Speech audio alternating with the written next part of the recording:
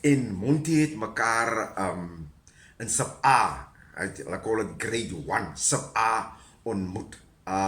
In juffrou van Savel se klas by Welcome Primary. Hoekom ek vir Monty gelyk het en hoekom hy vir my gelyk het, I don't know. Ons het net mekaar geklik en na skool het ek hom gaan besoek by sy huis en jy weet, die een dag, 2 dae, later 3 dae, later 4 dae geraak, later is ek toe elke dag by sy huis. Ek doen my werkies of whatever ek gedoen word by my huis en dan gaan speel ek by Monty, want ek is die oudste van 7 kinders, so my ma, as ek net uit my susters se pad uit kan bly, is my ma baie tevrede. Ek en my 2 susters, ons is 7, maar ons is 3 wat op mekaar volg. Ek was 7, dan my suster 6, en dan nog 'n suster was 5 jaar oud. So ons 3 het altyd gepaklei onder mekaar. En so my ma het altyd vir my gaan speel met jou vriende. En dat ek altyd by Monty gegaan. En daar het ek elke middag gaan speel. En natuurlijk klein werkies ook gedoen, gaan gras sny. Monty se pa se kar was. Later Monty se so 'n rooi stoep gehad. Ek het Monty hy stoep gepolies. En hulle het blokkiesvloere gehad. Ons het die blokkiesvloere gepolies. En ja, skoon gemaak. En dan het Monty se ma altyd gegaan na of gekry appels van Garabou af of Elsen af. En dan ek het Monty nou sulke pakkies gemaak en dan ons so rond gegaan en appels van koop. Monty se broer Paul het weer jackies, hempes verkoop. So hy het elke Vrydag rond gegaan en dan het hierdie stems verkoop en dan in die einde van die jaar en dan haal hy die boekies en dan gee vir man sy hempe. So Monty en sy broer en sy mama was altyd maar besig in sideline geldjies maak. Bottles verkoop, appels verkoop. Hulle het altyd besig met sulke sideline. Monty het gewerk by banks en selfs by banks het hy altyd items gebring van banks gekoop en dan natuurlik vir 'n profit verkoop.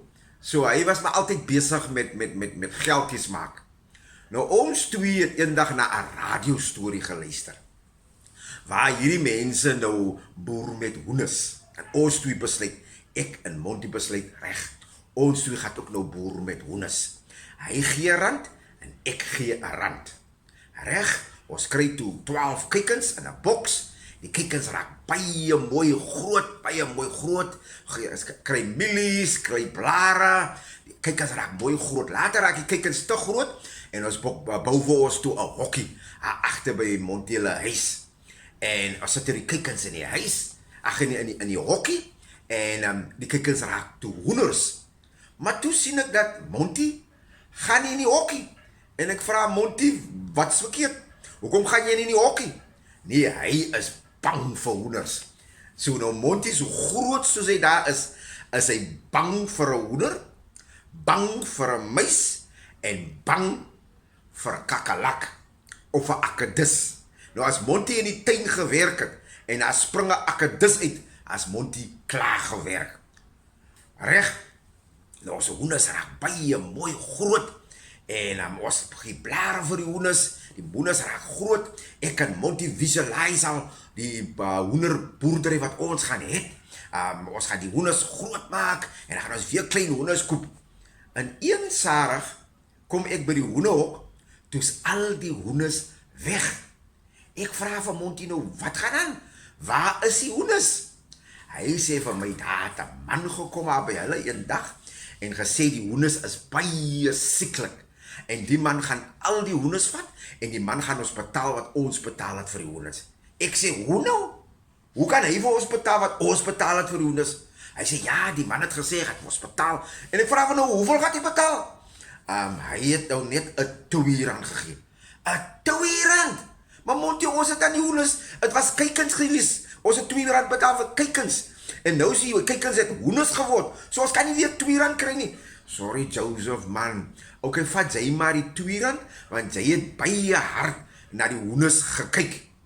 En toe, na maande, en vir my res van my lewe moes ek toe hoor, hoe hy my verneek het. Ek het R2 gekry vir die hoenders en Monty R50 vir my res van my lewe moes ek daarvan hoor. En dit is die hoender storie. Baie dankie.